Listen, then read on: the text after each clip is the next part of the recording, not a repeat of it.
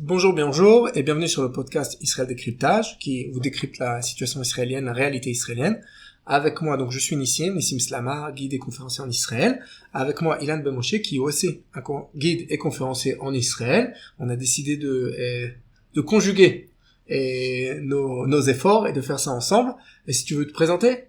Alors, je m'appelle Ilan Ben Moshe, je suis architecte et guide touristique en Israël, et je me spécialise aussi dans toute l'histoire du conflit israélo-arabe, donc dans cette zone du globe. Donc voilà. Donc Ilan a préparé, il est en train de sortir maintenant une sorte de fascicule. De fascicule avec une cartographie de tout le conflit israélo-arabe, de toute l'histoire d'Israël. Je me suis il m'a demandé un peu mon aide. Donc, un petit peu. Voilà. Donc, non, je rigole. Au bout du compte, c'est son travail à fond. Et vraiment, c'est un super truc qu'il a fait. Donc, en même temps, je me suis dit, on va l'inviter. Et quand ça sortira, je vous mettrai un lien pour pouvoir acheter ce petit fascicule avec toutes ces cartes. Mais ce qu'on voulait parler aujourd'hui vraiment, c'est on voulait parler aujourd'hui de Gaza, la bande de Gaza. Tout simplement parce que c'est dans l'actualité que toute la journée est en train de parler de la bande de Gaza. Moi, j'étais pendant à peu près 2 petits mois en réserve militaire dans la bande de Gaza, en combat. Là, je suis revenu de la réserve militaire, donc je pense que c'est le moment maintenant de parler un peu de Gaza et de comprendre un peu ce qui se passe. Ok? Alors moi, j'ai une question à te poser, Nissim, pour commencer. Mais cette zone géographique de la bande de Gaza, parle-moi un petit peu de son histoire et de cette région. Alors, on va commencer comme ça. D'abord, tu sais autant que moi. Tu me poses des questions, en fait, il sait autant que moi. Hein. C'est juste pour faire avancer la discussion. Et d'où vient cette histoire de bande de Gaza? Bon, il faut comprendre pourquoi il y a une ville de Gaza au sud d'Israël. Et on est donc sur la Méditerranée, entre l'Égypte et Israël, plus ou moins. Et si j'arrive depuis l'Égypte et que je veux monter depuis l'Égypte vers la Mésopotamie, je passe au niveau de la mer, je longe la mer jusqu'au moment où j'arrive là où aujourd'hui se trouve Tel Aviv et la rivière du Yarkon. Et là, je tourne sur le Yarkon pour continuer ma route. Donc c'est bien la route de la mer. Donc c'est la route de la mer qui relie donc l'Égypte à la Mésopotamie. Exactement. En passant par ce passage étroit, ce couloir étroit, exactement. Donc et en même temps, c'est un endroit où on peut installer un port. Donc il y avait un port international très important. Et c'est aussi le terminus de ce qu'on appelait la route des Nabatéens. Donc à l'origine, dans l'Antiquité.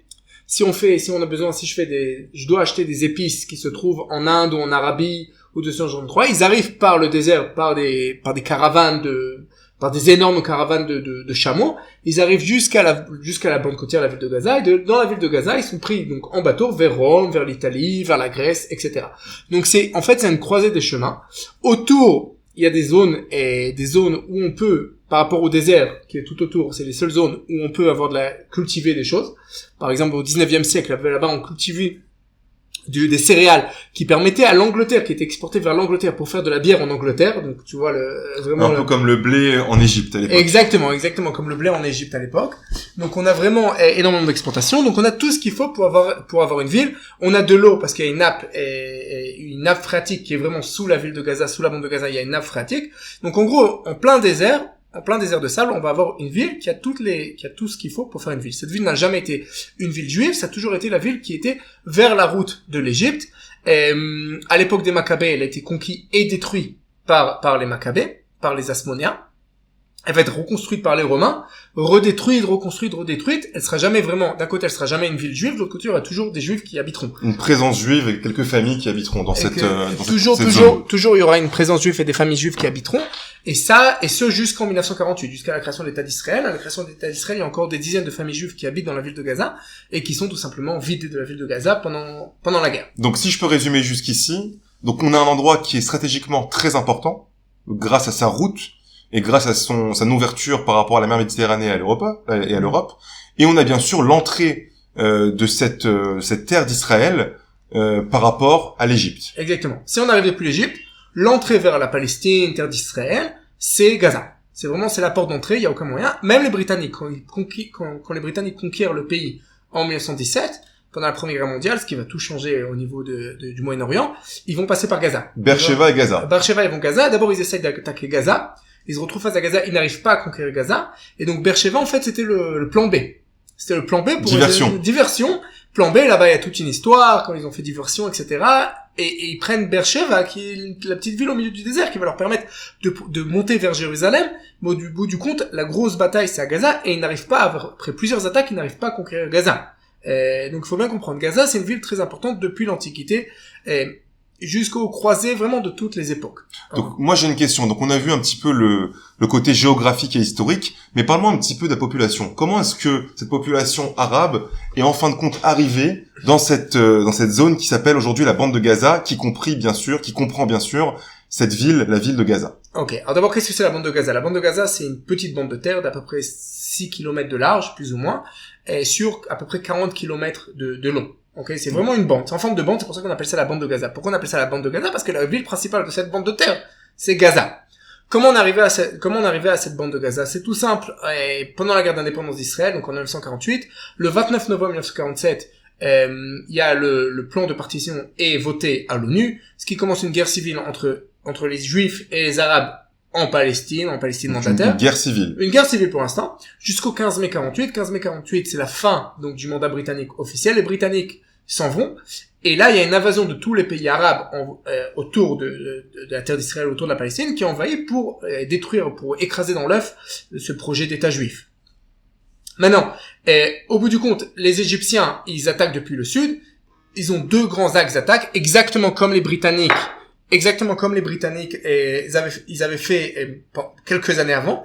Ils attaquent donc depuis la bande de Gaza sur le long de la côte. Ok, donc ça depuis le long de la côte jusqu'à Tel Aviv, vont arriver jusqu'à Jaffa, Tel Aviv, et ils attaquent vers la zone de Beersheva jusqu'à Jérusalem. Ils arrivent jusqu'à Jérusalem, jusqu'au sud de Jérusalem. Au bout du compte, Tsahal arrive à les repousser. Les Égyptiens ne restent que dans cette petite bande de terre qu'ils annexent en 1950. Et donc à partir de 1950, ils prennent en fait c'est l'endroit qui a été conquis sur le mandat ou sur ce qui était promis pour l'État d'Israël, ce qui a été conquis pour l'État arabe. Et Gaza était dans le plan de partition pour l'État arabe, mais je rappelle que les Arabes ont refusé. Oui, donc le plan n'a pas... Donc le plan n'a aucune valeur légale, ne vaut absolument rien.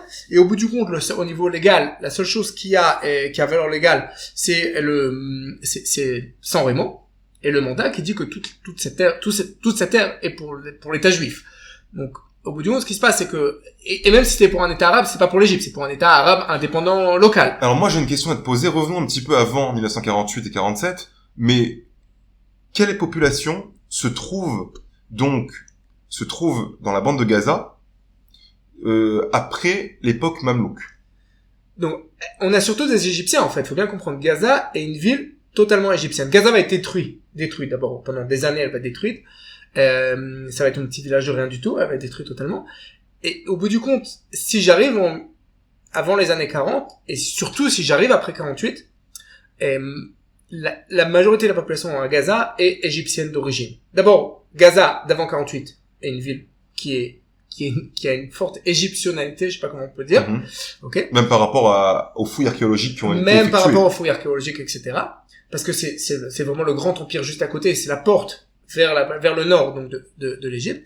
Et la deuxième chose, c'est que, au bout du compte, ce qui va se passer en 48, c'est que on va avoir des centaines de milliers. Tu connais plus que moi exactement le chiffre, il me semble 200 000, n'est-ce pas? Exactement. 200 000 Palestiniens qui vont, ce qu'on appelle aujourd'hui des Palestiniens, donc des Arabes de Palestine, qui vont quitter leur village, qui vont être virés de leur village, chacun son propre narrative et chaque village son propre histoire. Il y a eu les deux. Il y a eu les deux. Donc ils vont quitter, c'est la fameuse Nakba, la fameuse catastrophe, et le fameux départ de 700 000 Arabes de ce que va devenir l'État d'Israël. Ils arrivent, 200 000 d'entre eux arrivent jusqu'à Gaza, qui est territoire égyptien, puisque les Égyptiens viennent de le conquérir hier, vraiment le jour d'avant. Sans en faire un pays arabe. Sans faire un pays arabe, ils ont dit ça c'est à nous. Voilà, maintenant ça c'est à nous, ça fait partie donc, du territoire. Ça va être une zone qui va être gérée par l'armée égyptienne. Par l'armée égyptienne. Donc, ça va être une zone vraiment gérée par l'armée égyptienne. Et là-bas, il y a 200 000 Palestiniens ce qu'on appelle aujourd'hui Palestiniens, c'est un peu un anachronisme, mais je vais l'utiliser, qui arrivent et qui vont habiter là-bas. Mais ces Palestiniens eux-mêmes, à l'origine, au 19e siècle, ils viennent d'Égypte. En fait, ce qui se passe, c'est qu'au 19e siècle, je sais que c'est un peu compliqué, mais au 19e siècle, les Égyptiens, Mohamed Ali, qui est en fait un officier d'Albanie d'origine, que les Ottomans mettent en place en Égypte comme gouverneur d'Égypte, prend son indépendance par rapport à l'Empire ottoman, leur fait la guerre, conquiert la terre d'Israël, la Palestine, conquiert le territoire donc qui sont au nord de l'Égypte. La Syrie du Sud, on va Voilà, la Syrie du Sud, va être viré par les forces britanniques et françaises quelques dizaines d'années plus tard.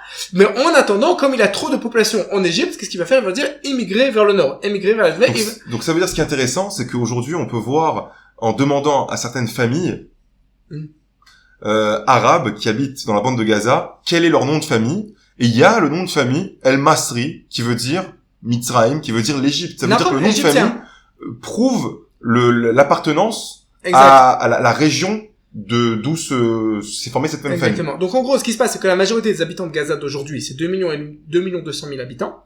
La majorité d'entre eux sont les descendants des réfugiés de 48, qui sont eux-mêmes des descendants de réfugiés ou d'immigrés du 19e siècle qui viennent d'Égypte. Donc ça veut dire que en 1947, avant le plan de partage de l'ONU, on a donc dans la bande de Gaza une grande partie des Arabes qui sont émigrés d'Égypte et une minorité juive qui s'implante. Alors il y a une communauté qui existe ici depuis des centaines et des milliers d'années. Milliers, je sais pas, centaines d'années. Et on a aussi quelques villages qui commencent à voir le jour avant 47, comme Kfar Darom. Et exactement, des petits villages juifs qui commencent à voir le jour. Il y a une communauté juive dans Gaza même. On a par exemple là-bas une synagogue juive de l'époque byzantine. Elle a été datée à 506 d'après les pièces qu'on a trouvées là-bas, avec une superbe mosaïque sur le roi David. Donc on a là-bas une présence juive, mais au bout du compte, on parle d'un village arabe, égyptien, surtout égyptien, dont la population va quadrupler en 1948 avec la Nakba, avec la venue de 200 000 réfugiés qui arrivent et qui sont considérés par rapport, faudrait qu'on fasse un épisode sur le problème des réfugiés, mais qui sont considérés, malgré la loi internationale qui dit que les réfugiés c'est que la première génération, qui sont aujourd'hui toujours considérés comme des réfugiés après 3 à 4 générations. Ils sont toujours gérés par l'UNRWA, qui est l'officine des Nations Unies pour les réfugiés, que pour les réfugiés palestiniens. Que pour les réfugiés palestiniens. Donc en gros, on parle d'une ville qui est l'arabe qui parle là-bas, c'est un arabe égyptien. Et ce qu'ils mangent là-bas, c'est les plats typiques égyptiens, avec les fèves, etc. Et on l'a vu, il y a une alimentation qui est très naturelle. Voilà, très naturel, on peut dire ça comme ça. Mais en gros, l'idée c'est vraiment qu'à l'origine c'est des Égyptiens et qui reviennent vers la bande de Gaza. Et c'est la bande de Gaza est une bande de terre, et c'est pour ça qu'on appelle la bande de Gaza. Quand tu n'existe pas, il y a pas de bande de Gaza. Il y a la ville de Gaza qui est à quelques kilomètres au nord de la frontière entre l'Égypte et la Palestine mandataire. Et d'un coup, il y a une bande qui est conquise, une bande de terre qui est conquise, annexée par l'armée égyptienne, jusqu'en 1967. Donc ça veut dire... À part un petit épisode de quelques mois en 56, mais en gros... Donc on va dire de 47 à la guerre des 6 jours, 1967, on a dans la bande de Gaza donc des Arabes qui viennent de familles à la base égyptienne, on a des Arabes de cette même Nakba qui ont émigré vers la bande de Gaza, et la minorité... qui sont eux-mêmes égyptiens. Et qui sont eux-mêmes égyptiens à la base, et cette minorité juive qui a quitté donc, avec la guerre de 48, la bande de Gaza. Donc en 67, qu'est-ce qui se passe, Nice? M'explique-nous. Donc d'abord, en 56...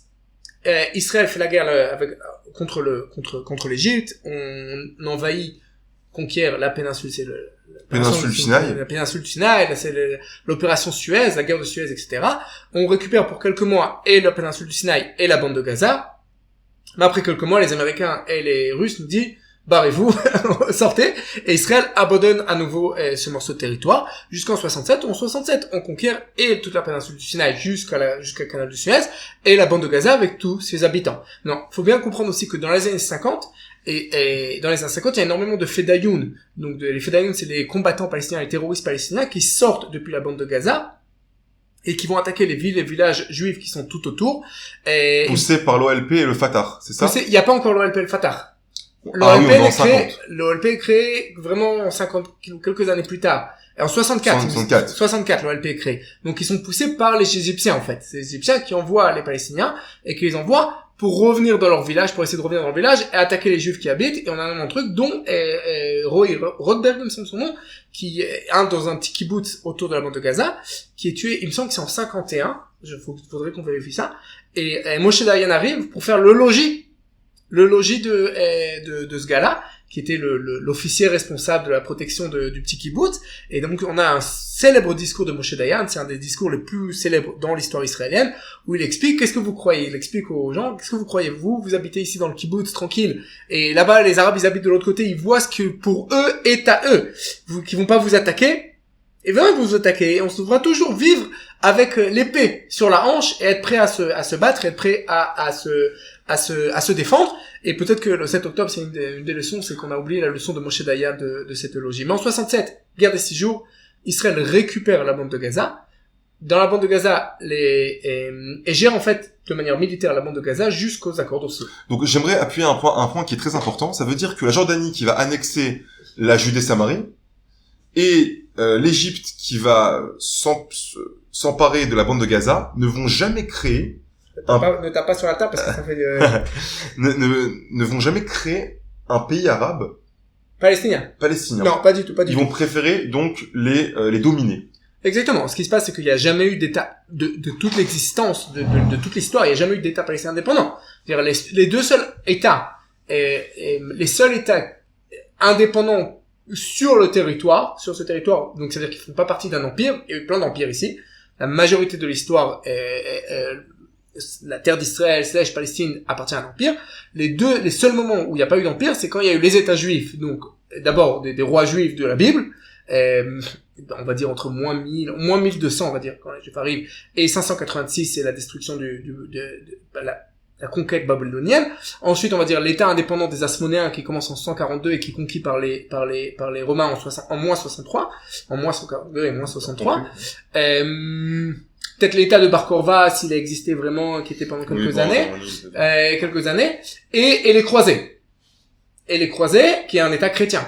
Mais on n'a jamais eu ici d'État arabe-musulman. Quand c'était terre arabe-musulmane, ça toujours faisait partie d'un empire, d'un grand empire. Empire turc, empire mamelouk, etc. Maintenant, il faut bien comprendre, au niveau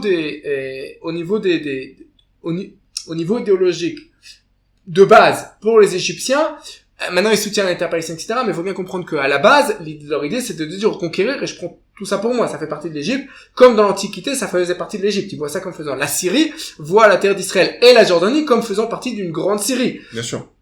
Et la Jordanie voit les deux côtés du Jourdain comme faisant partie d'une grande Jordanie. Donc, au bout du compte, les Jordaniens en Cisjordanie, la Cisjordanie vient parce que ils sont en Transjordanie, donc ils sont obligés d'inventer un nouveau nom, donc ils inventent le nom Cisjordanie, et les Égyptiens dans la bande de Gaza ne donnent absolument pas d'État palestinien aux Palestiniens, et absolument pas ils ne les reconnaissent pas. Et ils reconnaissent pas l'idée de Palestiniens. Ils vont inventer l'OLP en 64 pour embêter Israël et comme outil de travail contre Israël que vraiment comme État indépendant, parce que si avec une culture, avec une langue, voilà, etc.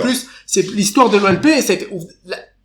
Le truc, c'est que c'était en 1964. Maintenant, avec ça, je veux quand même dire que pendant une petite année, dans 49-50, il y a le Conseil suprême musulman, donc de Haj Amin al-Husseini, qui était le champion des Arabes palestiniens pendant la guerre d'indépendance, qui s'installe à Gaza. Et donc, à Gaza, pendant peut-être un an comme ça, il y a une idée les Égyptiens ne sont pas sûrs. Est-ce qu'ils vont donner ça au Conseil musulman Conseil musulman suprême de Haj Amin al-Husseini, qui était l'autorité palestinienne supérieure, ultime, ou annexer ça pour eux. Au bout du compte, ils vont virer les Palestiniens, et ils vont annexer les notables palestiniens, ils vont annexer Gaza pour eux-mêmes, qui vont un peu leur servir comme des potoirs, hein. C'est l'endroit où on envoie tous les gens qu'on veut pas, on les envoie à Gaza. Mais qu'en 67, où Israël conquiert, et envahit, conquiert, occupe, on s'en fout. Donc, quelle est la situation quand Israël va reprendre le pouvoir donc dans la bande de Gaza? D'abord, elle va pas reprendre parce qu'on n'a jamais été dans la bande de Gaza, mais ce qu'elle va faire, c'est qu'Israël donc va au niveau des Palestiniens, il va y avoir donc un contrôle militaire des Palestiniens avec l'armée qui va contrôler, faire un gouverneur militaire qui va gouverner l'endroit, qui va gouverner les Palestiniens, avec des hauts et des bas. Ok, donc on a des époques avec énormément d'attentats terroristes qui sortent de Gaza, des époques qui sont beaucoup plus tranquilles, des époques qui sont moins tranquilles, des hauts et des bas, et dans tous les cas. Mais par exemple, dans les années 90, ma grand-mère, qui habitait à Beersheva, donc c'est à peu près 50 km de Gaza. Ils allaient au souk. Ils allaient au marché de Gaza. Ma Exactement. grand-mère faisait son marché à Gaza. Et est-ce que les habitants de Gaza pouvaient eux-mêmes venir se balader à Tel Aviv ou sortir de cette même bande de Gaza? Jusqu'aux accords d'Oslo, et les habitants de Tel Aviv, et les habitants de Gaza, et les habitants de toute la bande de Gaza, et les habitants de la Cisjordanie, pouvaient se promener et faire ce qu'ils voulaient. Donc autant les Israéliens pouvaient aller dans toutes les villes de Cisjordanie, toutes les villes de la bande de Gaza, autant les Arabes qui habitaient donc dans ces zones-là pouvaient aller partout en Israël. Plus que ça, si je vais dans les années, en 1989, je me retrouve maintenant à Hébron, ou à Ramallah, ou à Gaza, et qu'il y a un vol, et que je dois aller voir la police responsable est la police israélienne. Donc on a des Arabes locaux, qui ne sont pas israéliens de citoyenneté. Ils n'ont pas la citoyenneté israélienne, ils peuvent avoir la citoyenneté jordanienne, la citoyenneté égyptienne, ou être apatrides, mais ils sont pas citoyens israéliens, mais ils sont policiers de la police israélienne. Avec armés par la police israélienne. Donc il y a vraiment ça. Et en même temps, Israël, ce que fait en même temps, c'est qu'elle commence à construire ce qu'on appelle en France des colonies ou des implantations dans la bande de Gaza, dont la plus importante est Gush Katif, qui est au sud donc de la ville de Gaza, sur la mer plus ou moins. Là où si on regarde sur une carte, si vous regardez une carte, c'est là où plus ou moins il y a Khan Younes, ok, à côté de Khan Younes, de la ville de Khan Younes. C'est pas la seule implantation là-bas. Et on se retrouve, on va dire, une vingtaine d'implantations jusqu'en 2005, avec à peu près en 2005, c'est à peu près 15 000 habitants qui habitent, 15 000 habitants juifs israéliens, qui habitent là-bas dans la bande de Gaza, dans des implantations. Eux, maintenant, encore une fois, toutes les implantations juives, et en Cisjordanie, et à Gaza, sont pas mélangées avec les Arabes. C'est vraiment des villages à part, sur des terrains qui sont, ou été achetés par les Israéliens, ou des terrains qui sont des terrains qui appartiennent à l'État. C'est pas, c'est-à-dire, personne ne rentre chez quelqu'un et tape à la porte et dire casse-toi, c'est ma place maintenant. Ça, c'est une fantaisie qui n'existe pas. Et jusqu'en 2005, il y a le fameux programme de désengagement de Gaza, où Israël retire. Mais avant ça, il y a les accords d'Oslo, que c'est très important. Donc, l'accord d'Oslo 1, c'est en 93, l'accord d'Oslo 2, c'est en 95, qui est plus important pour nous. Les accords d'Oslo qui divisent donc toute la Cisjordanie et la bande de Gaza. Trois zones. A, B et C. Pour en fin de compte, quoi? Pour donner une autonomie aux Palestiniens. En fait, l'idée, c'était de donner en zone A, qui est, la zone A, c'est là où il y a la majorité des Palestiniens qui habitent, mais c'est au niveau territorial, c'est la minorité du territoire, ok? D'accord. Et donc, c'est là-bas, et en zone A, les Palestiniens ont tout, jusqu'à aujourd'hui en Cisjordanie. Si un touriste vient en Israël, par exemple, et qui prend un taxi, qui voyage depuis Jérusalem jusqu'à Bethléem pour visiter l'église de la Nativité, il rentre dans une sorte d'état palestinien indépendant. Là-bas, les policiers sont palestiniens, il va y avoir partout marqué État de Palestine. Donc, ces accords d'Oslo, avaient pour but de créer, en fin de compte, un deuxième État? Et ça dépend pour qui. D'accord. Ça dépend pour qui. Ça, c'est, dans les accords d'Oslo, les accords d'Oslo ne parlent pas du tout d'un État palestinien, et si on entend Rabin, qui a signé les accords d'Oslo à la Knesset, dit très simplement, je ne veux pas d'un État palestinien, c'est une autonomie plus. Mais c'est pas, si on demande à un Palestinien, il va te dire oui, c'est pour faire un État, évidemment. Si on demande à un Européen, il va te dire oui, le but c'est de faire un État palestinien, et c'est ce que les Israéliens vont proposer en 2000, et au camp David, que Ehud Barak, le premier ministre israélien, a proposé en 2000, est-ce que les Palestiniens vont refuser, comme ils ont refusé le plan Peel en 37, comme ils ont refusé l'accord de partage, le plan de partage de 47, comme ils ont refusé comme ils refusent après en 2008, Annapolis, c'est-à-dire dans tous les cas ils refusent. Mais l'idée c'est que les accords d'Oslo eux-mêmes ne parlent pas d'un État palestinien. Ne parle pas d'un État palestinien. Autonomie. On parle d'une autonomie. Les accords d'Oslo parlent d'une autonomie et une division entre trois zones A, B et C, que la zone A est totalement sous contrôle palestinien, de l'autorité palestinienne, totale. Et donc dans la bande de Gaza aussi, comme en Cisjordanie, il y a une division entre A, B et C. La seule différence c'est que... Je crois que dans la bande de Gaza, il n'y a que A. Non, la bande de Gaza, il y a A, B et C. Il y a A, C. B, je sais pas si... B, c'est le long des routes, il y a des petits villages B. D'accord. Il y a A, B et C. Mais en gros, l'idée dans ta carte, il y a que A et B. Oui. Il y a que A et C. Alors d'abord, je peux me tromper. Ok, d'abord, je peux me tromper. Mais en gros, le truc, c'est qu'il y a des routes qui arrivent depuis Israël jusqu'à, par exemple, Gush Katif. Et ces routes-là ne peuvent pas être en zone A. D'accord. Parce qu'Israël doit contrôler au niveau militaire la route. Effectivement. Donc ça peut être en zone B. Donc c'était zone B. Maintenant, j'ai une petite question, je vais vous revenir une seconde parce que ça va aussi impacter sur ce qui s'est passé il y a quelques mois. Il y a le Hamas qui va être créé pendant l'intifada numéro 1 à Gaza par Ahmed Yassin. Ok. Alors qu'on va dire l'entité qui va représenter les Arabes palestiniens à Oslo, c'est bien l'OLP. C'est bien l'OLP. Donc on a en fait deux entités qui vont un petit peu se faire la guerre en quelque sorte, avec des idéologies différentes. Pas un petit peu, ils se font la guerre. Voilà, donc on a le Hamas et... Ne tape pas sur la table, ça va et le Hamas et l'OLP qui vont en fin de compte avoir une idéologie complètement différente. Et non, pas totalement différente, faut pas non plus exagérer les différences, mais oui, il y a une différence, et il faut bien comprendre d'où vient le Hamas, et d'où vient l'OLP, et qu'est-ce qui se passe dans la bande de Gaza. D'abord, le Hamas est créé, et même avant la première intifada, il va surtout prendre beaucoup de ressorts pendant la première intifada. Donc, la première intifada commence en décembre 87. C'est toute l'année 88, pratiquement. Elle finit début 89. La première intifada, c'est contrairement à la seconde intifada, on parle surtout de pierres, cocktails Molotov, quelques attaques au couteau, des attaques Armes blanches. Armes blanches surtout, et on n'a pas d'armes à feu chez les Palestiniens à cette époque-là. Donc, mais il y a ce qu'on appelle donc la première intifada qui commence en décembre 87. Intifada, ça veut dire révolte. Hein. La révolte. Qui va commencer décembre 87. Elle va commencer où spécialement? Elle commence, si je me trompe pas, du côté de Ramallah. D'accord. Là-bas, il y a un accident de voiture, il y a un Israélien qui écrase un Palestinien avec un camion, ce qui provoque... c'est un peu comme qu'on voyait les émeutes... Voilà, comme un peu les émeutes à Paris qui commencent parce qu'il y a un gosse qui a été poursuivi par la police et qu'il est rentré dans un...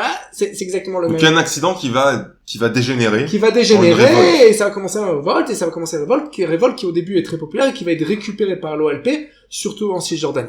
C'est l'OLP qui va récupérer. À Gaza, les choses sont un peu différentes, et c'est surtout le Hamas qui va récupérer. Alors, le Hamas, d'où il vient?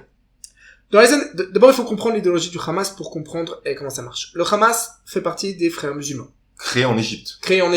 Donc, les frères musulmans sont avant tout, une organisation égyptienne d'origine. Donc, c'est la branche palestinienne des frères musulmans, et c'est comme ça qu'ils se voient. Ok, c'est comme ça qu'ils se voient. Donc, on va dire que c'est surtout un mouvement religieux. C'est pas surtout, c'est que un mouvement religieux. C'est un mouvement religieux. Mais un mouvement religieux musulman où l'islam ne fait pas de différence entre le religieux et le politique. Très bien. Ne fait pas de différence entre le religieux et le politique. Et donc, d'abord, avant de parler de leur étape, on va parler c'est quoi leur but. Quoi leur but. Il y a un interview de Douglas Murray. Tu connais Douglas Murray? Non. Et un philosophe très connu. Regarde sur YouTube. Qui un jour il parle avec il est britannique, il parle avec une dame anglaise, et elle lui demande c'est quoi le but du Hamas. Et il dit le but du Hamas, c'est que tout le monde devienne musulman à la fin du monde, la fin des temps. C'est ça le but du Hamas, c'est que tout le monde devienne musulman à la fin des temps. Il dit non, c'est quoi vraiment leur but? Le but, et elle ne croit pas. Oui, le but du Hamas, c'est les frères musulmans. Le but, c'est que tout le monde devienne musulman, que la Palestine, donc l'État d'Israël, la Palestine, soit vidé de tous les gens qui ne sont pas musulmans, parce que ça fait partie du Waqf, de ce qui est c'est un peu comme l'Arabie Saoudite, que les non-musulmans n'ont pas le droit d'entrer, comme autour de la Mecque, etc. Donc il faut virer d'ici tous les non-musulmans, faire un État totalement musulman. Au bout du compte, le monde entier va devenir musulman, et on va amener la fin des temps. C'est très simple, c'est eschatologique, c'est une vision eschatologique. Prosélyte. Non, plus que prosélyte, eschatologique. Ils sont pas prosélytes, et ils te voient être contre que juif, ils vont pas te dire, viens musulman. Ils vont te tuer. Ok? Mais l'idée, c'est moins l'islam est prosélyte, mais le frère musulman et le Hamas, ils ont pas une idée le prosélytisme n'est pas la première chose. Le prosélytisme est second au fait d'abord que on va tuer tous les gens qui sont pas musulmans, on va tuer tous les kafrim, tous les renégats à l'islam. Et surtout ces juifs-là qui, au lieu d'être adémis, au lieu d'être des citoyens de seconde zone, comme l'islam leur demande, et prennent des armes et veulent un état indépendant, etc., on va virer tout le monde, et tout le monde, ça va devenir entièrement musulman. Au bout du compte, toute la planète va devenir musulmane, et c'est la fin du temps. Donc c'est un djihad qui va être violent, c'est pas qu'on va... C'est pour ça. Il y a deux étapes. Le djihad violent est la deuxième étape. La première étape, tout le monde commence, tous les mouvements musulmans commencent par une première étape, qui est une étape on va dire de se rapprocher, en hébreu on dit kiruv halevavot, se rapprocher des cœurs. Donc de convaincre les gens, surtout par les aider, d'aider les gens. Donc si à Gaza, dans les années 80, je suis le Hamas. Charité, des actes de charité, le Hezbollah fait la même chose au Liban, tout le monde fait la même chose. Bien sûr. Charité. Donc, je suis le Hamas dans les années 80. Je vais voir les Israéliens. Et ils ont un problème, les Israéliens. Ils ont un problème avec l'OLP, ils ont un problème avec le terrorisme, ils ont un problème parce que les petits jeunes de Gaza n'ont pas de boulot, et ils sont dehors, ils sont pas occupés. Je lui dis, écoute, aide-moi. Je dis, Israël, aide-moi. Je vais les amener, je vais créer des écoles, je vais créer des mosquées. Au lieu d'être dans la rue et de faire du crime, ils vont être dans la mosquée. Et Israël va les aider. Et Israël va aider, parce que pour Israël, voilà ça comment, voilà, ils vont faire de la charité. C'est une organisation charitable qui va rentrer, ok, musulman, mais c'est pas grave, mais qui va rentrer les gens dans les écoles, qui va rentrer les gens dans les mosquées, qui va sortir les jeunes du crime. Éducation et religion, qui va aider les pauvres, qui va faire la soupe pour les pauvres. Au bout du compte, c'est une bonne idée. Mais ce que Israël rate dans les années 80, c'est qu'il y a une deuxième étape. Et la deuxième étape, après qu'on ait convaincu les gens, et après qu'on ait récupéré les gens, c'est exactement ce que fait le Hezbollah au Liban, et exactement ce que font la majorité des mouvements musulmans. Après cela, la deuxième étape est le djihad, le mouvement violent, Donc, pour faire la guerre et pour attaquer est-ce que ce mouvement violent peut être remplacé est-ce que cette étape violente peut être remplacée par une étape qui est plus en douceur, où on veut tout simplement islamiser le monde de façon à les convertir? D'abord, c'est toujours en parallèle. Ok. C'est toujours en parallèle, et on voit ça aujourd'hui dans le monde entier, où il y a tous ces mouvements qui font des manifestations en France ou ailleurs. Ok, à Londres, en France, etc., qui essayent de convaincre par des manifestations, moi j'ouvre le YouTube et je vois les pubs, sauvez-nous les petits Palestiniens de Gaza. Ok, donc cette étape qui existe toujours en parallèle, et en parallèle, quand pour eux il n'y a pas d'autre choix, les actions violentes. Je veux dire, il n'y a pas c'est pas, quand je parle de deux étapes, c'est d'abord au niveau chronologique, c'est deux étapes parce que tu peux pas commencer par l'action violente parce que sinon t'arrêteras tout de suite. Il faut que tu sois assez grand pour pas qu'on puisse t'arrêter. Mais les deux étapes existent en même temps, et donc en même temps aujourd'hui à Gaza, c'est pour ça aussi par exemple l'UNRWA, l'organisation de l'Officine des Nations Unies qui s'occupe des Palestiniens à Gaza, est totalement gangrénée par le Hamas. Parce que c'est un endroit qui est dictatorial où t'as pas le choix, ok. Si t'es pas d'accord avec le Hamas, si tu vas contre le Hamas, on te bute.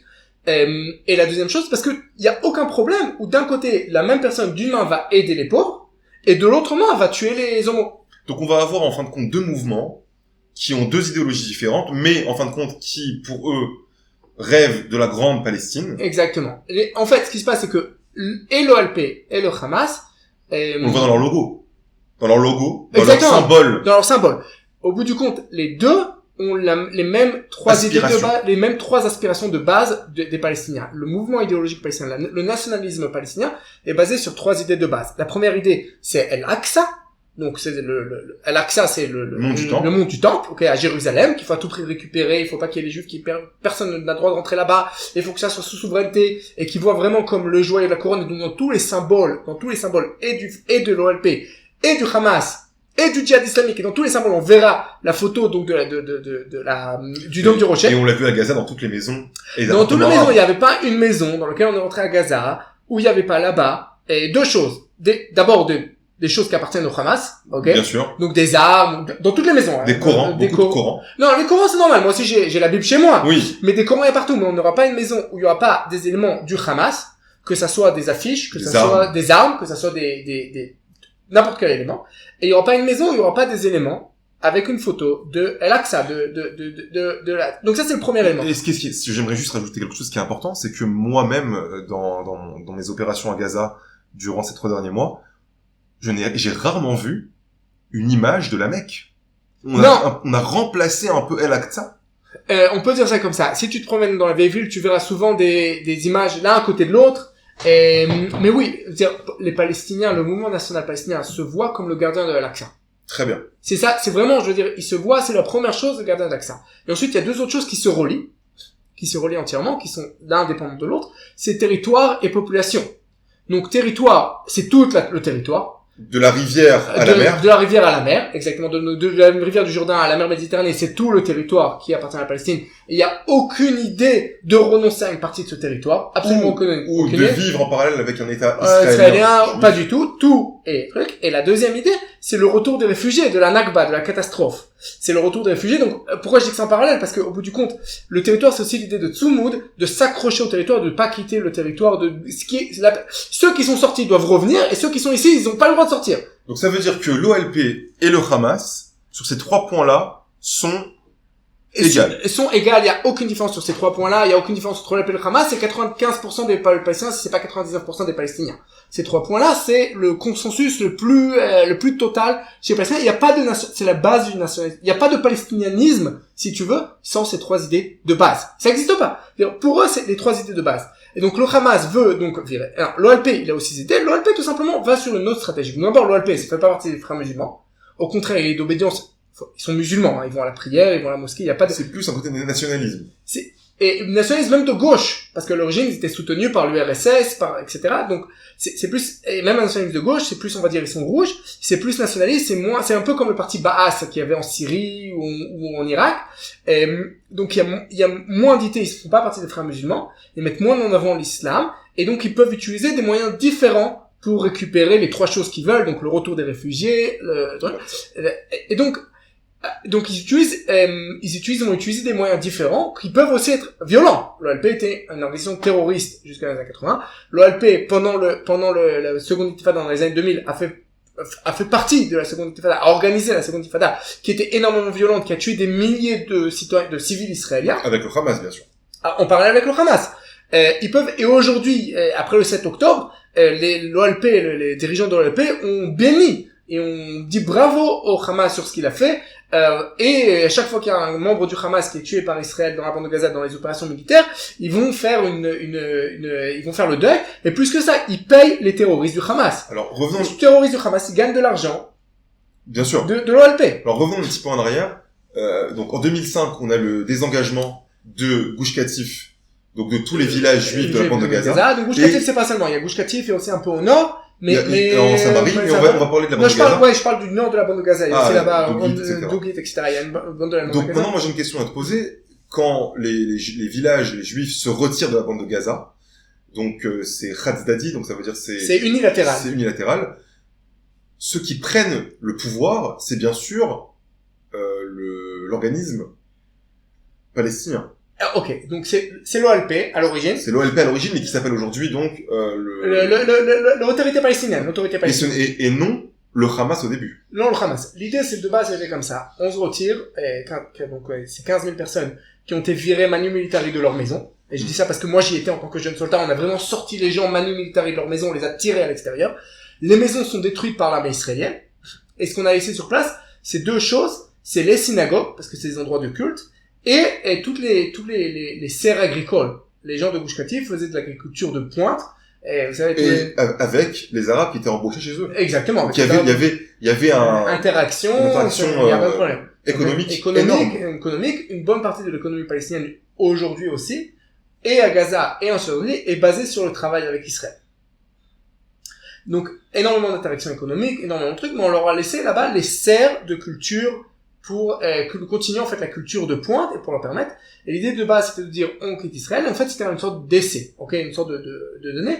Qu'est-ce qu'on fait avec ce territoire? Maintenant on reçoit un territoire qui est entier, c'est-à-dire contrairement à la Cisjordanie, parce qu'à chaque fois il y avait les reproches à Israël par rapport à la Cisjordanie, c'est de dire les Palestiniens ne peuvent pas se développer parce que comme les territoires A sont un peu déconnectés les uns des autres, et c'est un peu comme des îlots, comme ça, il y a toujours l'image d'une sorte d'îles qui sont reliées les uns les autres par des petites routes, etc. Donc ils peuvent pas vraiment se développer parce qu'ils n'ont pas de territoire contingent. Et en plus il y a Israël tout autour, n'est-ce pas? Il y a des villes, il y a des villes et des petits villages israéliens tout autour. Par contre, dans la bande de Gaza, c'est la première fois où ils vont être complètement et ils sont complètement seuls. Ils ont d'un côté la mer, où ils peuvent pêcher, où ils ont une zone, et de l'autre côté l'Égypte, et Israël, ils ont une frontière aussi avec Israël, mais aussi une frontière avec l'Égypte, et aussi une frontière, et la mer, donc ils sont vraiment un territoire qui est totalement entier, on se retire totalement, on donne la clé à l'autorité palestinienne, maintenant tout ce territoire va devenir comme zone A, comme un équivalent de zone A de l'autorité palestinienne, faites ce que vous voulez, on pouvez développer ce que vous voulez. Qu'est-ce qui va se passer? D'abord, le jour où Israël quitte, toutes les synagogues sont brûlées. Bien sûr. Toutes les synagogues sont brûlées, ce qui était, c'est les endroits où les Juifs habitaient vont devenir où les Arabes vont venir habiter, construire des maisons, ou des bases militaires pour l'OLP, ensuite pour le Hamas. Les serres, etc., agriculteurs, la même chose, vont être détruites ou utilisées pour des bases militaires, pour des bases terroristes, donc du Hamas. On est en 2005. Et en 2007, on a vraiment le Hamas qui prend le pouvoir. D'abord, il y a eu des élections qui sont gagnées par le Hamas. Mais qui est refusé par... Mais l'autorité palestinienne refuse la victoire du Hamas. Maintenant, d'un côté, je veux dire, c'est pas démocratique, mais de l'autre côté, le Hamas, c'est un peu pire que l'autorité palestinienne. Je veux dire, il y a pas de... on parle d'une mouvance qui a une idéologie, désolé de le dire comme ça, mais vraiment nazie. Je veux dire, leur but, c'est de tuer tous les Juifs, il y a pas de, et on l'a vu ça le 7 octobre dans les actes. Et donc, ils vont faire un coup d'État. Et donc, ils vont faire un coup d'État, mais que dans la bande de Gaza. En Cisjordanie, ils ne peuvent pas parce qu'il y a Israël qui est présente. En Cisjordanie, il y a Israël qui est présente, qui bloque cette sorte de coup d'État, mais ils vont faire un coup d'État dans la bande de Gaza, ils vont prendre tous les gens de l'autorité palestinienne. Extrêmement violent. Ils vont prendre les gens de l'autorité palestinienne, les jeter défenestrer exactement autour à Gaza. Il y a énormément de grandes tours. Gaza, c'est pas du tout tel qu'on l'imagine. Gaza, avant le 7 octobre, c'est une ville, on l'a vu. Et on l'a vu même. 15 étages dans la ville, etc. C'est très développé, c'est très joli, il y a des belles maisons, ils vivent aussi bien que nous. Ils vont défenestrer, évidemment. À part ça, tous les homosexuels, etc., il y a pas moyen. Un régime radical. Terroriste, qui va tuer, donc il prend en 2007 le pouvoir.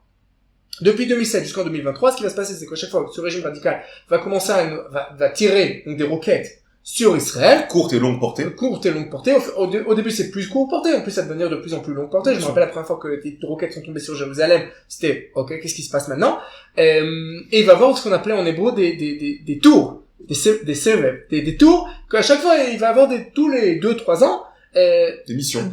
On a une roquette, Israël attaque la bande de Gaza, ou en rentrant militairement sur le terrain dans la bande de Gaza, et en se retirant après en faisant juste une sorte d'attaque, et sur le terrain, on rentre dans la bande de Gaza, on explose quelques immeubles, et on revient en arrière, ou que par l'aviation.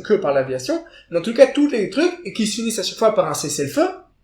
Et déjà en 2008, après la première grande mission Plomb durci, on commence à découvrir ces premiers tunnels. Exactement. Qui sont d'abord pour cacher les rampes de lancement, et plus tard qui vont évoluer avec une deuxième ville souterraine. Exactement. De plusieurs centaines de kilomètres. Ça commence même avant.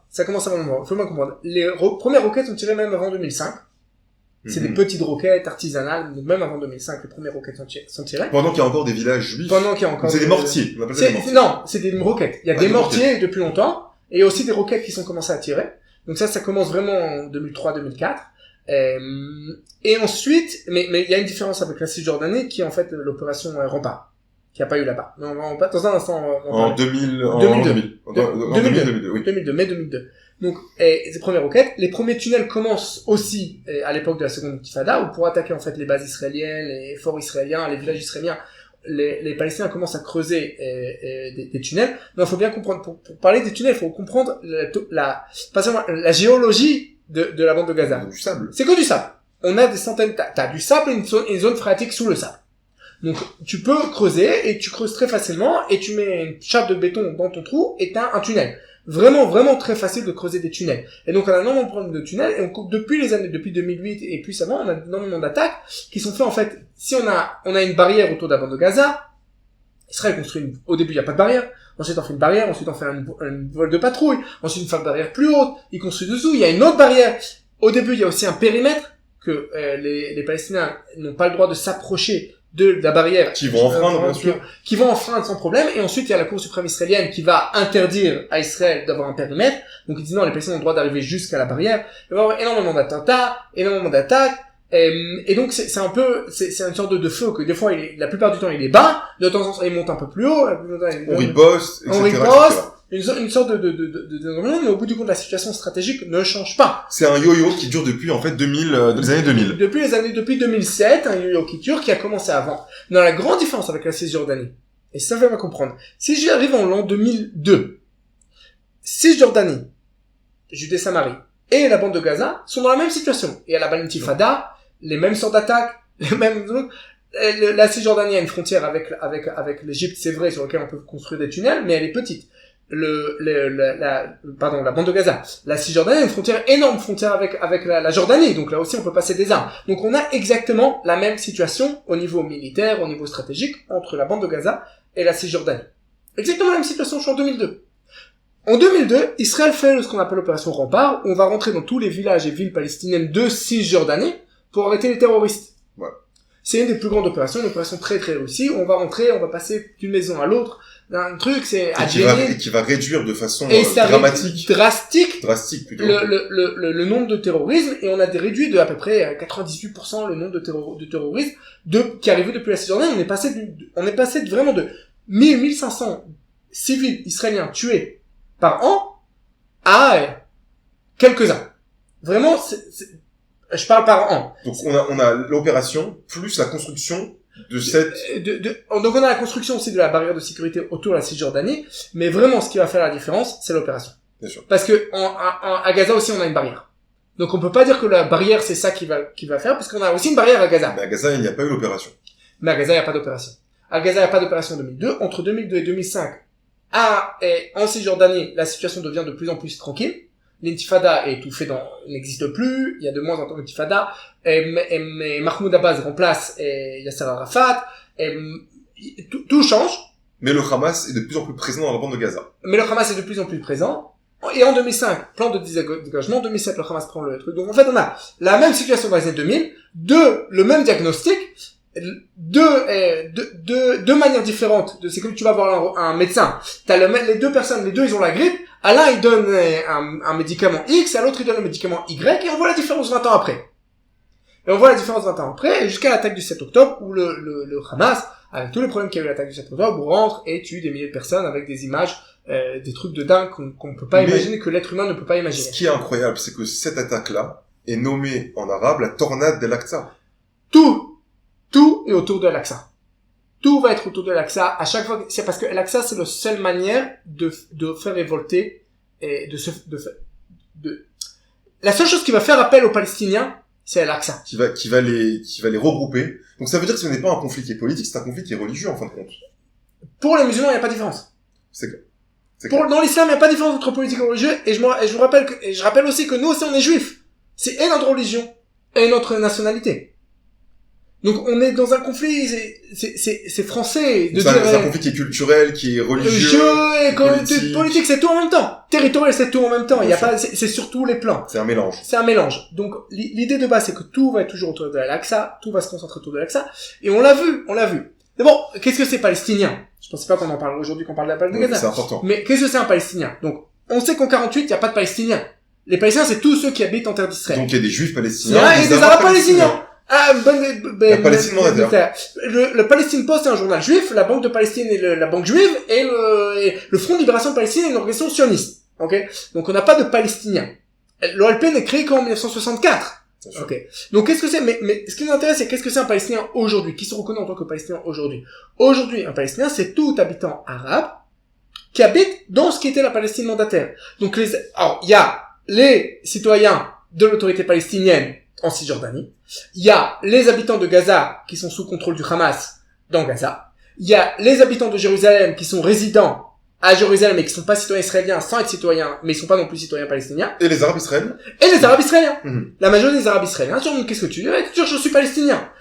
On met de côté, est-ce que c'est vrai, est-ce que c'est pas vrai, est-ce qu'on peut dire, ça change rien. Au bout du compte, c'est leur réalité. C'est leur réalité. Dans leur réalité, ça. Et ce qui est important pour eux, c'est l'Aqsa. Donc, même pendant la construction, quand les Palestiniens, peut-être faudrait qu'on fasse, j'ai fait dans l'épisode du Monde du Temple, on en a parlé, des écuries de Salomon qui vont construire, c'est les Palestiniens, les Arabes palestiniens, les Arabes israéliens, qui ont emmené les pierres et qui ont fait participer à la construction. En mai 2021, il y a 2 ans, si tu te rappelles pas, le jour de la fête de Jérusalem, où c'est qui commémore la libération de Jérusalem pour Israël, et en 1967, le Hamas tire à 5 heures de l'après-midi un missile vers Jérusalem qui provoque une opération militaire, qui provoque un nouveau conflit entre Israël et le Hamas, parce qu'on a aujourd'hui, mais un conflit qui à l'époque était waouh, qu'est-ce qui se passe? Et on a toute la population arabe israélienne qui se révolte et qui attaque leurs voisins. Moi, j'étais à Lod. J'ai raconté ça dans le dernier épisode. J'étais à Lod et vraiment tu rentres, dans le même immeuble, il y a des Arabes et des Juifs qui habitent les uns à côté des autres, maison à côté de maison, et les habitants arabes ont attaqué leurs voisins juifs. C'est des gens qui vivent ensemble parce que c'est l'Aqsa. Parce que donc c'est important. L'intifada, la seconde intifada, ça va être l'intifada. Il y a que nous qui appelons ça seconde intifada. L'intifada est l'Aqsa. Ça va être le 2 juillet l'Aqsa. Tout va être l'Aqsa. Mais déjà en 1920 et 21, quand Khaled Jamil al-Husseini va vouloir regrouper les Arabes contre les Juifs, ça va être autour, encore une fois, de l'Aqsa. Quand Saladin va vouloir regrouper le monde musulman contre les croisés, il va utiliser l'Aqsa. Quand Soliman le Magnifique il va utiliser l'Aqsa. C'est pas quelque chose de récent. C'est juste qu'aujourd'hui, avec Al Jazeera, avec le Qatar, avec les frères musulmans, etc., donc ça devient ça devient un big deal. Mais au bout du compte, oui, Al-Aqsa est au centre des choses. Donc, pour revenir à Gaza, donc on a en fait donc si on reprend un peu, si je fais un peu un résumé. J'aimerais juste dire une petite chose avant le résumé. Ouais. En fait, ce qui est intéressant, c'est que quand moi et Nissim, on a combattu à Gaza pendant 3 mois, on peut voir 2 choses qui sont assez intéressantes. Donc on a donc comme on l'a dit, le Hamas avec leur symbole qui est l'Aqsa. Donc la volonté de reprendre les... Et la carte, partout la carte de la Palestine, de toute la Palestine. Et donc d'un côté, c'est le mouvement qui va gérer la bande de Gaza, qui va être qui va pousser tout le monde pour revenir et reprendre Al-Aqsa.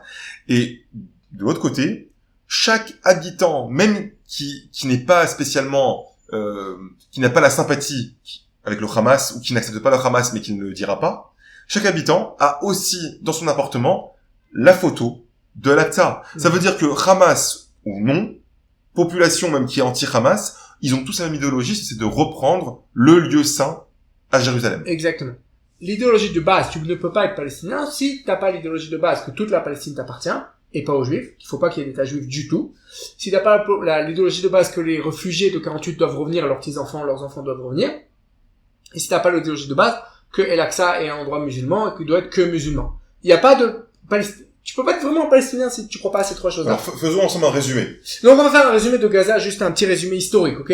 Donc avant 48, la ville de Gaza, porte d'entrée de la Palestine, qui se retrouve en Palestine mandataire, juste à la frontière avec l'Égypte, quelques kilomètres au nord de la frontière, 30 kilomètres au nord de la frontière d'Égypte. 48, et l'Égypte conquiert, occupe une bande de terre qui arrive jusqu'à la ville de Gaza, et qu'on appelle la bande de Gaza parce que c'est la ville principale. 56, Israël conquiert la péninsule du Sinaï, la bande de Gaza, mais l'abandonne après quelques mois. 67, Israël conquiert, et l'abandonne pas cette fois-là, jusqu'en 2005. Donc en 67, Israël conquiert, occupe la péninsule du Sinaï. La péninsule du Sinaï, donc il y a les accords avec l'Égypte, début en 81, on est plus dans... et il reste que la bande de Gaza. Dans la bande de Gaza, Israël va construire là-bas des implantations sèches colonies, à peu près 15 000 habitants qui vont habiter là-bas jusqu'au début des années 2000. 95, les seconds accords d'Oslo, donc zone A, B et C. Et le Hamas qui prend depuis les années 80, qui prend de plus en plus d'ampleur, avec le cheikh Ahmad Yassin, qui au bout du compte va être éliminé par Israël. Le Hamas va prendre de plus en plus d'ampleur. En 95, donc on a les accords d'Oslo, avec les différentes zones. 2000, seconde intifada El-Aqsa, seconde intifada. 2002, en Cisjordanie, l'opération Rempart qui ne se fait pas à Gaza. Donc l'hostilité continue. Donc ça continue à bouillir. Et le Hamas qui prend de plus en plus de force. 2005, le désengagement de Gaza, où on parlait maintenant, on va faire de Gaza, les Arabes vont faire de Gaza un émirat, un Singapour moderne. Ils avaient tout ce qu'il faut pour faire un Singapour moderne. Et il y a le monde entier qui a versé des milliards d'euros et de dollars. On l'a vu, l'UNRWA qui finance ses hôpitaux, qui finance ses sacs de farine, qui finance les écoles. L'UNRWA finance tout parce que la plupart des Gazaouis sont des descendants de réfugiés, donc sont sous le contrôle de l'UNRWA, ils peuvent rien faire d'autre. Et on a plus d'hôpitaux dans Gaza que dans beaucoup de pays arabes. Exactement. Et l'argent donc n'est pas donné à la population, mais pour des fins détournées, pour des fins terroristes, etc. Donc on a vraiment et pour les poches des dirigeants. Des dirigeants, bien sûr. Donc on a en 2005 donc, des engagements de Gaza. Tout l'Israël quitte jusqu'au dernier centimètre. Depuis on a des guerres, on va dire des opérations. À tous les 2-3 ans où on a vraiment ils nous tirent des roquettes dessus, on riposte, ils nous tirent des roquettes dessus, on riposte, et jusqu'au 7 octobre où qui s'est passé, tout le monde le sait, au 7 octobre, le Hamas donc qui envahit en fait Israël, tue 1500 personnes, à peu près 1500 personnes, et le fait c'est pas seulement qu'ils ont tué, c'est la manière que ça s'est passé, c'est vraiment des crimes, un massacre, et c'était un massacre comme à Hébron en 1929. Même pire, je veux dire, c'est de prendre, je veux pas donner des trucs graphiques aujourd'hui, mais vraiment c'est des choses que l'être humain ne peut pas imaginer. Il y a des témoignages des gens qui sont entrés dans les maisons là-bas et qui ont vu des familles entières on peut pas imaginer la cruauté de ce qui s'est passé. C'est vraiment les nazis ils travaillaient de manière très sceptique. Les nazis travaillaient de manière très sceptique. Ils tuaient les juifs, mais de manière le plus sceptique possible. Et c'était plus digne. Voilà, et les Waffen-SS, c'est pas Gruppen qui tuaient les juifs par balle. En Russie, ils devaient boire de l'alcool avant et après. Bien sûr. Là, les gens du Hamas, ils étaient pas drogués ni rien. Et ils ont fait des choses que les Gruppen, ils faisaient pas. Les Gruppen, ils prenaient un juif et ils lui tiraient dessus. Tu peux pas imaginer la cruauté de ce qui s'est passé pendant des heures et des heures. Ce qui est intéressant, c'est qu'il y a beaucoup d'Israéliens qui étaient sûrs à la base que tout allait bien se passer puisqu'on a ouvert un petit peu les frontières à tous les travailleurs de Gaza vers Israël. C'était la conception. Ce qu'on appelle la conception, c'est le fait de dire que Israël dit. Et l'Israël, en fait, le grand problème d'Israël et le grand problème de tout le monde, c'est qu'on imagine l'autre Les mêmes valeurs. Que les mêmes valeurs que toi. Tu imagines que l'autre a les mêmes choses qui sont importantes pour toi. Donc tu te dis, pour Israël, qui est un pays moderne, un pays qui est au Moyen-Orient, mais qui est un pays occidental, c'est-à-dire qu'est-ce qui est important pour nous? Pour nous, c'est que le maximum de gens vivent, on veut pas de mort, n'est-ce pas? Et on veut bien vivre. C'est ça qui est important pour nous. C'est que mes gosses, ils ont allé à l'école, qu'ils ont une bonne éducation, qu'ils vivent bien, que j'ai de l'argent, que je puisse acheter mon ordinateur, que je puisse acheter que je puisse jouer avec ma PlayStation, que je sais, qu'à la fin du mois, j'ai assez d'argent pour pouvoir prendre ma femme dans un bon restaurant. C'est ça qui est important, n'est-ce pas?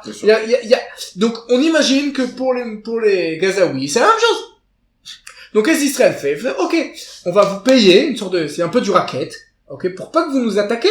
On va payer le Hamas, et comme ça le Hamas pourra reconstruire Gaza après la dernière opération qui était il y a quelques années, de 2021, pour pouvoir reconstruire. On va payer beaucoup, on va donner de l'argent au Hamas. En fait, c'est de l'argent du Qatar qui arrive, Qatar qui est un pays qui est totalement des frères musulmans, qui arrive donc Hamas, et le Hamas va reconstruire, et le Hamas maintenant est occupé à reconstruire la bande de Gaza, à reoccuper.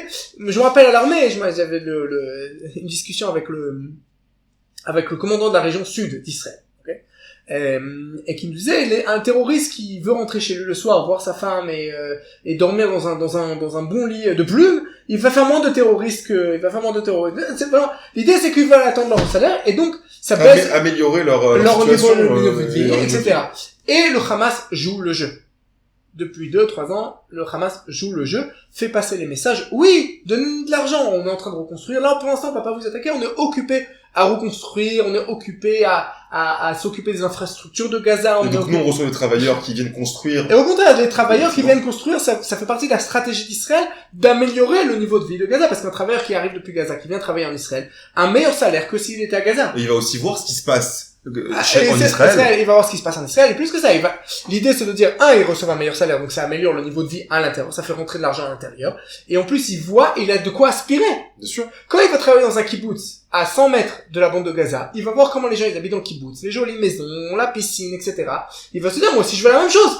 Mais ce qui s'est passé, c'est que ces gens-là, ils ont pas dit moi aussi je veux la même chose. Ils ont dit, je suis dans le kibbutz, donc on va voir où est-ce qu'il habite le responsable de la sécurité, où est-ce qu'il habite l'équipe de sécurité, comment je peux rentrer. Les plans étaient extrêmement détaillés. Des plans extrêmement détaillés, et vraiment, évidemment que c'est un énorme échec des renseignements israéliens, énormément, qu'on peut pas imaginer à quel point l'échec.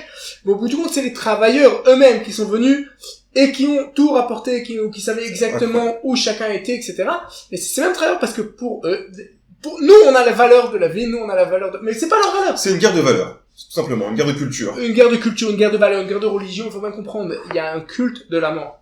Un culte de la mort qui est total. Moi, j'ai entendu une fois un interview d'un arabe de Gaza, qui est devenu juif, qui s'est donc converti, et qui a dit qu'il était pendant plusieurs années, pendant 7 ans, dans une école à Gaza, pour devenir un shahid. Et qu'on le faisait dormir dans les tombes. Ouais, pour s'habituer à la terre et s'habituer à la mort et être prêt pour entrer dans le paradis.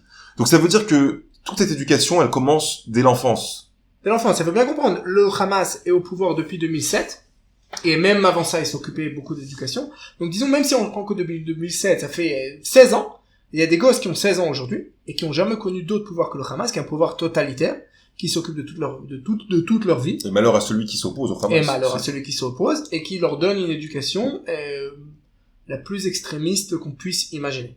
C'est ça l'idée. Et donc maintenant, l'idée des Européens, c'est de dire, ok, donc on va virer le Hamas, et on va amener l'OLP. Ce qui est sympa, mais comme on a dit, l'OLP, en fait, il y a plusieurs problèmes avec les demandes européennes par rapport à Israël. La première demande européenne, c'est l'aide humanitaire. C'est même une demande de la Hague. Okay. Et le problème, c'est que l'aide humanitaire, puisque ça arrive chez les Palestiniens, qui gère les Palestiniens aujourd'hui? C'est le Hamas. On a dit que le Hamas, il fait les deux fonctions, et la fonction charité, éducation, etc., et la fonction terrorisme. Donc, et à qui donne pour eux? C'est plus important de donner aux terroristes, c'est plus important que les civils, parce qu'ils combattent contre Israël. Donc, en gros, toute aide humanitaire qui rentre à Gaza, et je l'ai vu par mes propres yeux, dans Gaza, toute aide humanitaire est récupérée directement par le Hamas pour aller dans les tunnels, pour aller vers les terroristes du Hamas. Donc, en fait, l'aide humanitaire n'est pas une aide humanitaire, c'est du soutien logistique au Hamas. Et ça, c'est une demande. Le Hamas a pu développer toute la branche militaire, sachant que l'UNRWA s'occupe et soutient tout le côté exactement. on va dire alimentaire. J'ai pas besoin de m'occuper de ça, c'est l'ONU qui est responsable. C'est ça. C'est pas moi qui le dis, c'est un des responsables du Hamas qui l'a dit dans une interview il y a quelques mois. Donc, ça, c'est d'un côté, ce côté-là. Le deuxième chose qu'on nous demande, c'est, on nous dit, ok, vous faites la guerre, mais vous pouvez pas rester là-bas sur place donc là-bas, c'est ça, hein, parce que dès qu'on se retire, alors, Hamas reprendra le pouvoir. Parce qu'au bout du compte, le Hamas est soutenu par la population. Dans la bande de Gaza, on parle de 60-70% de la population qui soutient le Hamas. Énorme. Et en Cisjordanie, 80%. Parce que comme l'OLP est totalement corrompu, donc ils voient le Hamas comme une alternative moins corrompue à l'OLP. Et l'OLP a peur que le Hamas Évidemment que l'OLP prenne les rênes. en Judée-Samarie. Donc on a vraiment un soutien total de la population. Donc c'est évident que le Hamas reprend. Donc ça sert à rien. On s'est retiré par exemple du nord. Israël s'est retiré d'une partie qu'elle a conquis là pendant ses opérations dans le nord de la bande de Gaza. Il y a des missiles qui ont été retirés des mêmes endroits. Incroyable. Qui ont été tirés sur Israël. On l'a vu à Betranoun et à Gaza. Donc et la deuxième chose, c'est que si Israël n'a pas de gain territorial dans la bande de Gaza, pour les Palestiniens, ils ont gagné la guerre. Parce que les Palestiniens se fichent, on a dit, il y a un culte de la mort. Ils se fichent complètement du nombre de morts de tués. C'est encore une fois voir les autres dans la valeur que tu vis. C'est-à-dire, toi, pour nous, le nombre de tués chaque fois qu'il y a un soldat qui est tué, c'est, la fin du monde, ok? Mais pour eux, ils s'en fichent. Au contraire, c'est un shahid. Pour eux, c'est un saint. C'est un saint, c'est un shahid. C'est un shahid, ça veut dire qu'il témoigne de la, ils vont complètement à l'envers de l'envie, de survie de l'humain. Exactement. Donc, le fait est que pour le Hamas, au contraire, pour la population palestinienne, chaque mort est un shahid. Au contraire, ils sont prêts à tuer. Donc, même si maintenant, Israël a tué à peu près 20% des terroristes du Hamas. Même si on tue 80%, même 90%, même si on tue tous les terroristes du Hamas, ça change rien. L'idée est toujours là. Et si on se retire, et plus que ça, puisque l'idée est palestinienne. Et au niveau territorial, si Israël n'a pas de gain territorial, pour les Palestiniens, ils n'ont pas perdu la guerre. S'ils n'ont pas perdu la guerre, c'est-à-dire que le 7 octobre valait le coup. Ils ont réussi à tuer des juifs, ils ont réussi à occuper, ils ont fait une énorme truc qu'aujourd'hui dans le monde musulman entier, on dit bravo, bravo, bravo, bravo. Et ils ont rien reçu puisque, encore une fois, le nombre de bâtiments que tu détruis, le nombre de tués que tu tues, ça sert à rien. Ils s'en fichent. Ce qui les intéresse, la seule chose que tu peux leur prendre et qu'ils vont dire j'ai perdu la guerre, c'est que tu prends du gain territorial. Mais le monde entier nous dit vous n'avez pas le droit de prendre du gain territorial, les Américains, les Européens nous disent des trucs. Et en plus, on dit oui, la solution c'est un État palestinien. C'est-à-dire quoi un État palestinien? C'est-à-dire qu'on va faire à Gaza ce qu'on a fait en 2005 on va faire en Cisjordanie ce qu'on a fait en 2005 dans la bande de Gaza.